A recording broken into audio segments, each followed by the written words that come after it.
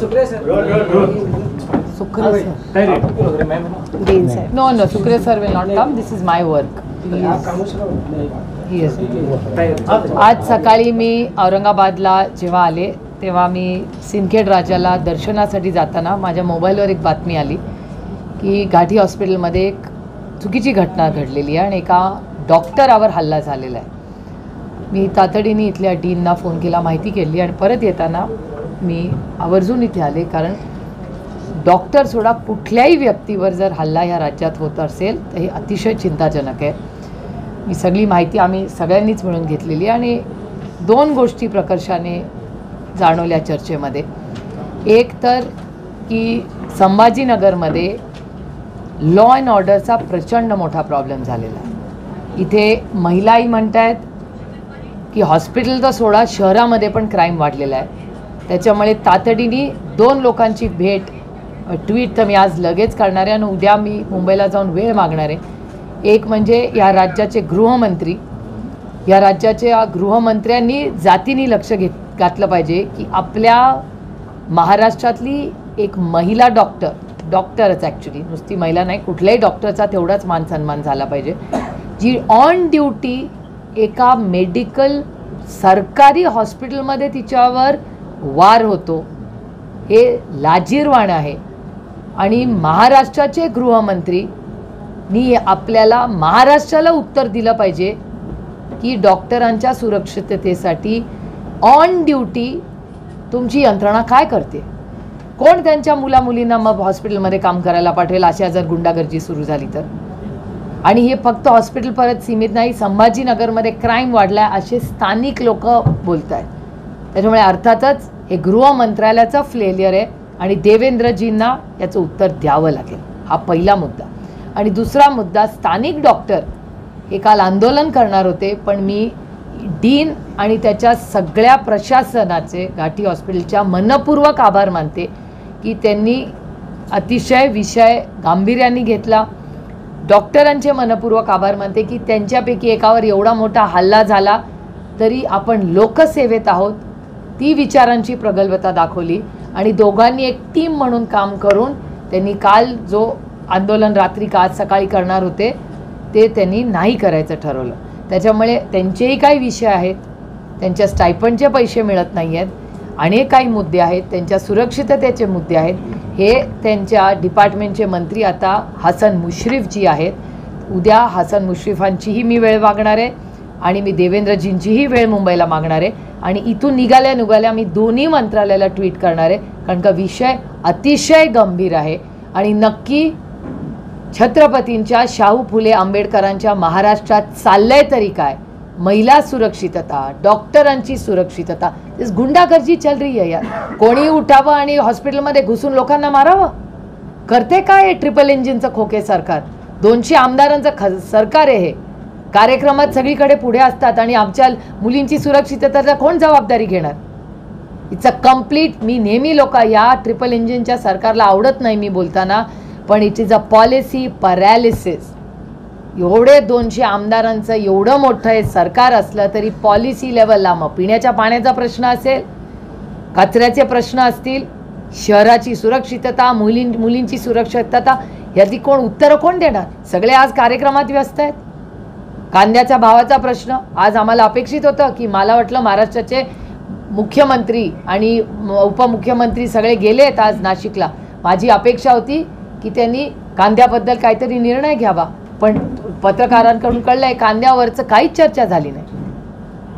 मुंबईमध्ये सुरक्षिततेबद्दल, पाण्याचे प्रश्न, अनेक प्रश्न मुंबईत आज आहेत, नाशिकमध्ये, त्याच्याबद्दल काहीच चर्चा झाली नाही, कोणाच्याच भाषणात झाली नाही.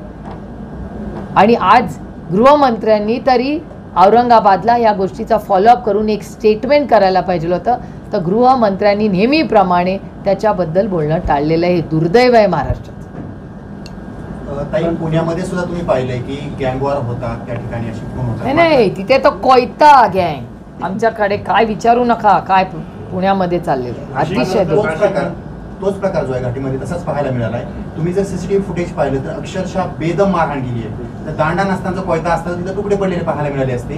थोडी गंभीर परिस्थिती आहे तिथं, डॉक्टरांना इजा झाली, मात्र ते सुद्धा डॉक्टर आता कर्तव्यावर आहेत. जर असं सुरू राहिलं तर मग सर्वसामान्यांचे प्राण वाचतील का?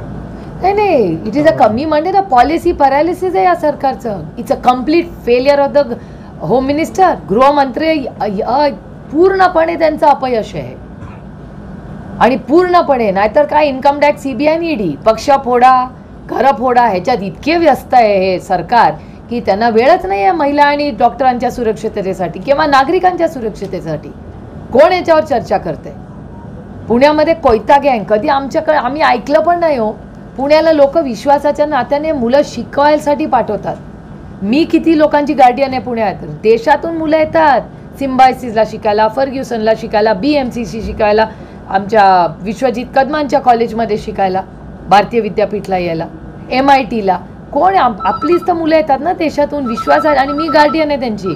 त्यांना वाटतं पुण्याला गेलं म्हणजे आपली पोरं सुरक्षित राहतील. आणि मग ही कोयता गँग झाली की पॅनिक होतात आई वडील. अहो आपण सगळेच आहे, आपले पण नातेवाईक जातात ना शिकायला बाहेर. तुम्ही विचार करा, ही मुलगी तुमची बहीण असती तर तुम्हाला काय झालं असतं?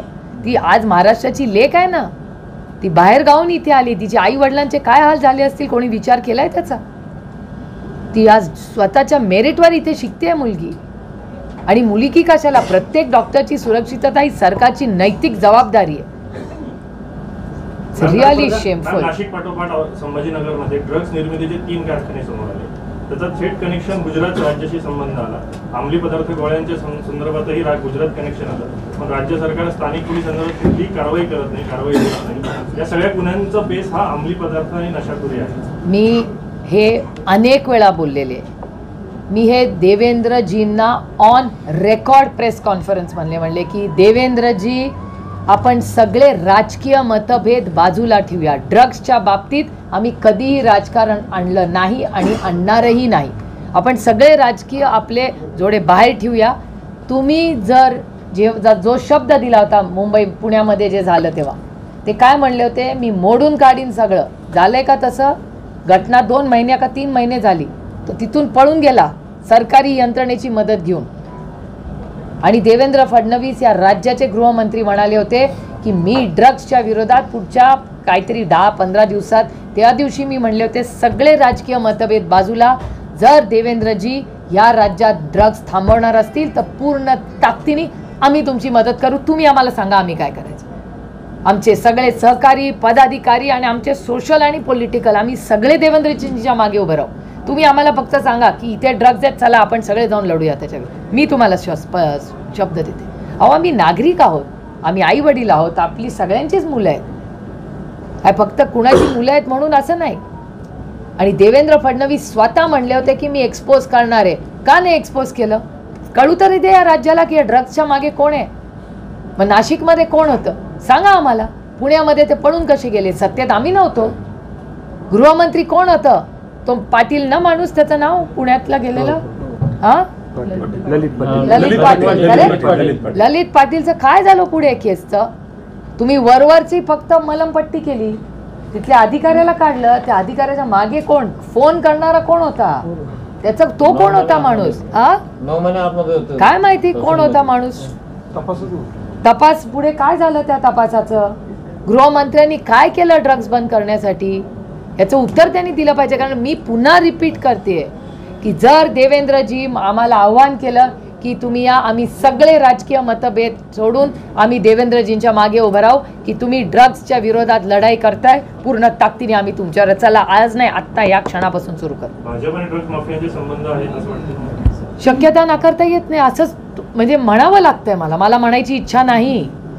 पण आता काय परिस्थिती झाली आहे याचं उत्तर मी नाही देऊ शकत. याचं उत्तर देवेंद्र फडणवीस या राज्याचे गृहमंत्र्यांनी दिला पाहिजे. एक आई विचारते त्यांना, एक महिला विचारते, एक नागरिक महाराष्ट्राची म्हणून विचारते की काय करताय तुम्ही ड्रग्ससाठी? आपल्या सगळ्यांच्या घरात मुलं आहेत. काय करतोय याच्यासाठी आपण सगळे म्हणून? मोदींचा दौरा सुरू आहे, पंतप्रधान आज राज्यात आलेले आहेत. कसं पाहता ह्या दौऱ्याकडे? रोड शो वगैरे चांगली उत्सव मनवला जातो त्यांचा. अतिथी देवो भव, स्वागत, मराठी संस्कृती आहे. देशाचे प्रधानमंत्री येतात, आम्हाला आनंद आहे. पण माझी एवढीच हात जोडून आदरणीय माननीय प्रधानमंत्र्यांना विनंती आहे की महाराष्ट्रामध्ये काही भागांमध्ये दुष्काळ आहे, काही भागांमध्ये अतिवृष्टी झाली. प्रचंड अडचणीत आमचा शेतकरी आहे. बेरोजगारीचे प्रश्न, पेपर फुटणे, तलाट्यापासून सगळे पेपर फुटत आहेत. त्याच्यामुळे माझी माननीय प्रधानमंत्र्यांना विनम्र विनंती आहे की शेतकरी, मग कांदा असेल, कापूस असेल, सोयाबीन असेल, हे सगळे प्रश्न फार गंभीर आहेत महाराष्ट्रात. दुष्काळाची परिस्थिती, अनेक भागात आपल्याच मराठवाड्यामध्ये टँकर सुरू झालेले आहेत. तर फार गंभीर परिस्थिती राज्यात आहे. अजितदादांनी आज पोट धरून कौतुक केलेलं आहे मोदींच्या विकास कामांचं जे आहे, किंवा आपली जी रेल्वे सुरू झालेली आहे नवीन, तिचं पण कौतुक केलेलं आहे. मोदींच्या विजनबद्दल अजितदादांनी पोट भरून कौतुक केलं आहे. आमच्याकडून लोकशाही आहे, जो मर्जी बोलो. दडपशाही दिल्ली वाले करतात, मी नाही करत. मैडम एक हिंदी में बोल दीजिए. नहीं, पेरा मराठी खत्म हो दीजिए उसके बाद. नरेंद्र मोदी यांनी नाशिकमधून आवाहन केलंय की माता भगिनींवरून शिवीगाळ करू नका, नशेपासून दूर राहा, असं आवाहन त्यांनी केलं. हे देवेंद्रजींनी ऐकलं तर मला आनंद होईल, कारण का त्यांच्याच पक्षाचे लोक तुमच्याच चॅनलवर दाखवतात. ते तुमच्याच चॅनलवर महिलांना शिवीगाळ केलेले व्हिडिओ तुम्हीच दाखवलेत. नशाचे पदार्थ तुमच्याच चॅनलवर दाखवले. गृहमंत्री कोण आहेत? गृहमंत्र्यांना कदाचित तो मेसेज कदाचित तुमच्या आणि माझ्यासाठी नसेल, तो मोदीजींनी कदाचित देवेंद्रजींनाच कान टोचले असतील कदाचित. ताई, वारंवार तुम्ही विनंती करतायत, ट्विट करतायत, मात्र तरी सुद्धा जर गृहमंत्र्यांकडून कुठली कारवाई होत नसेल तर मग तुमची अपेक्षा काय? मग आपण माझी अपेक्षा आहे, जर ह्याच्यातून काही मार्ग निघाला नाही तर पार्लमेंट पुढच्या आठवड्यात आहे, एक आता पहिल्या आठवड्यात सुरू होईल.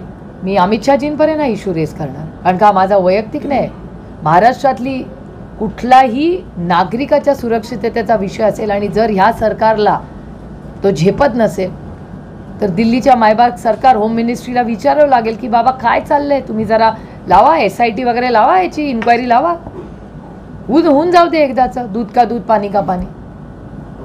तुम्ही पेपर फुटीचा प्रश्न उपस्थित केला, मात्र मोदींनी गेल्या 10 वर्षामध्ये वेगवेगळ्या माध्यमातून तरुणांना रोजगाराच्या संधी उपलब्ध करून दिल्या असं म्हणत सरकारचं कौतुक केलं.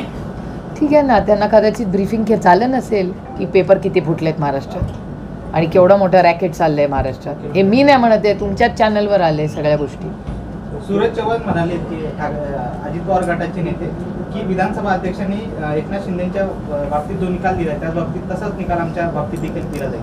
मी ऐकलेलं नाही आहे आणि त्याच्यामुळे मी ते ट्विट वाचलेलं पण नाही आणि ऐकलेलं नाही, त्याच्यामुळे मला फारसं काही माहिती नसतं आणि अदृश्य शक्ती वगैरे मला काही माहिती नसतात. मी आपलं भारतरत्न डॉक्टर बाबासाहेब आंबेडकरांनी जे संविधान दिलं आहे त्या चौकटीत काम करणारी एक छोटी कार्यकर्ती आहे. माझ्या कानात काय अदृश्य शक्ती वगैरे माहिती नसते, त्याच्यामुळे मी आपलं चौकटीत राहून rules are made to be followed, त्याच्यामुळे मी रूल्स फॉलो करणारी एक. मैडम, SSC में जो है ना एंजियोग्राफी जो है स्टार्ट किए थे, उसके बाद एंजियोप्लास्टी जो है अभी फिलहाल बंद की है, जबकि इम्तियाज अली साहब ने जो किया है. जरूर मैं बात करूँगी. एक मिनटं, मराठी झालं? हां, शॉर्टमध्ये घेऊया. मला एक हां. मैम, 2 ग्रुपों में झगड़ा होता है कल और एक डॉक्टर को भी लगता है, उस पर आप क्या कहेंगे? ये महाराष्ट्र सरकार ने जवाब देना चाहिए और राज्य के गृह मंत्री ने जवाब देना चाहिए कि इस राज्य में हो क्या रहा है. अगर एक ऑफिशियल सरकारी अस्पताल में गुंडे घुस के एक डॉक्टर को मारने की हिम्मत करते, हिम्मत होती कहाँ से है? और ये सिर्फ एक डॉक्टर की घटना नहीं है, क्राइम राज्य में बढ़ा है. मैं नहीं कह रही हूँ, आपके चैनल्स कह रहे हैं, चैनल और पेपर में मैंने पढ़ा है कि महाराष्ट्र राज्य में क्राइम बढ़ा है. इसकी जिम्मेदारी किसकी है? गृह मंत्रालय की है. तो गृह मंत्री जवाब दे कि क्या हो रहा है. उनको पूछना चाहिए आपने ये सवाल, और मैं तो पूछने वाली हूँ. जी, आपने लेडी डॉक्टर से मुलाकात की है, क्या कहा? नहीं, वो पीड़ित है, दुख हो रहा है. उसकी माँ बाप का आप सोचिए, उसकी फैमिली का सोचिए. बच्ची इतनी मेहनत से एडमिशन मार्क्स लेके आई है, मेरिट पे बच्ची खड़ी हुई है, और जिस तरह उसको मारा है ये गलत है. और सरकार क्या कर रही है? गृह मंत्रालय और जो डिपार्टमेंट जिसका है, उन्होंने उस दोनों मंत्रियों ने इंक्वायरी लगानी चाहिए कि ये कौन कर रहा है सब और कैसे हो रहा है. किसी को डर ही नहीं रहा है इस पुलिस का इस राज्य में. मैम, अगर शहर की बात की जाए तो शहर में भी पिछले कई महीनों से हत्याएं हो रही है, इस तरह के मामला हो रहे हैं, क्राइम भी बढ़ता जा रहा है. It's a complete failure of the home ministry. मैं कितने महीने से कह रही हूँ, 2 चीज़ें हो रही है. पॉलिसी, ये 200 MLAs का सरकार है, फिर भी there is a full policy paralysis और फेलियर ऑफ होम मिनिस्ट्री. गृह मंत्रालय का फेलियर है, क्राइम बढ़ा है. ये मैं नहीं कह रही हूँ, आप ही कह रहे. तो लेट्स गो बाय डेटा ना. डेटा तो कह ही रहा है ये. तो इस राज्य महाराष्ट्र, ये छत्रपति का जी का महाराष्ट्र है, शाहू फुले अम्बेडकर जी का महाराष्ट्र है ये. यहाँ क्राइम नहीं इतना हुआ करता था। बटन धांधली से बिक रहा है औरंगाबाद में काफी ज्यादा। क्या हो रहा है? बटन जो है नशे की जो गोलियां हैं, हाँ। वो जो गोलियां हैं वो काफी, हाँ उसको बटन बोलते हैं, हाँ। वो काफी धांधली से औरंगाबाद में बिक रहा है। तो फिर कौन जिम्मेदार है इसके खिलाफ? होम मिनिस्ट्री कुछ करे, गृह मंत्रालय जवाब दो। Thank you very much, thank you. भी मंदिर, मस्जिद, गुरुद्वारा और चर्च कहीं भी जाने के लिए किसी का भी परमिशन नहीं लगता। अगर बात की जाए तो इनविटेशन कौन देगा मुझे? मैं जाऊंगी? क्यों चाहिए मुझे इनविटेशन? और इनविटेशन देने के लिए किस मंदिर, मस्जिद, आप सोचिए चर्च या गुरुद्वारा, किसका इनविटेशन लगता है? जब मन में आए चले जाएंगे। परमिशन या इनविटेशन की जरूरत नहीं होती। Thank you very much, thank you for raising a good issue. कुछ होगा हक से बोलिए, मैं फॉलो अप करूंगी। Thank you. और कुछ चीज और एक डॉक्टर को भी लगता है, उस पर आप क्या कहेंगे? ये महाराष्ट्र सरकार ने जवाब देना चाहिए और राज्य के गृह मंत्री ने जवाब देना चाहिए कि इस राज्य में हो क्या रहा है।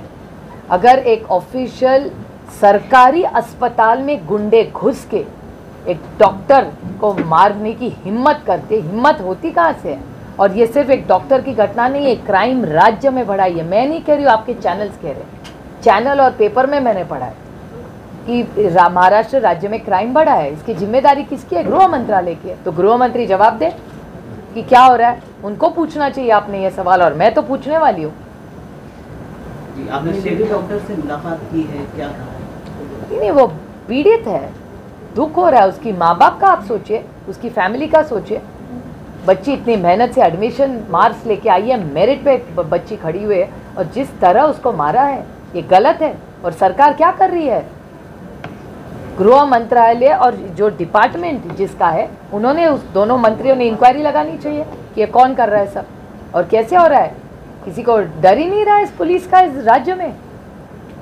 मैम, अगर शहर की बात की जाए तो शहर में भी पिछले कई महीनों से हत्याएं हो रही है, इस तरह के मामला हो रहे हैं, क्राइम भी बढ़ता जा रहा है। It's a complete failure of the home ministry. मैं कितने महीने से कह रही हूँ, दो चीज़ें हो रही है। पॉलिसी, ये 200 MLAs का सरकार है, फिर भी there is a full policy paralysis और फेलियर ऑफ होम मिनिस्ट्री। गृह मंत्रालय का फेलियर है, क्राइम बढ़ा है। ये मैं नहीं कह रही हूँ, आप ही कह रहे हैं। तो लेट्स गो बाय डेटा ना, डेटा तो कह ही रहा है ये। तो इस राज्य महाराष्ट्र, ये छत्रपति जी का महाराष्ट्र है, शाहू फुले अम्बेडकर का महाराष्ट्र है ये। यहाँ क्राइम नहीं इतना हुआ करता था। बटन धांधली से बिक रहा है औरंगाबाद में काफी ज्यादा। क्या हो रहा है? बटन जो है नशे की जो गोलियां हैं, हाँ। वो जो गोलियां हैं वो काफी, हाँ उसको बटन बोलते हैं, हाँ। वो काफी धांधली से औरंगाबाद में बिक रहा है। तो फिर कौन जिम्मेदार है इसके खिलाफ? होम मिनिस्ट्री कुछ करे, गृह मंत्रालय जवाब दो। Thank you.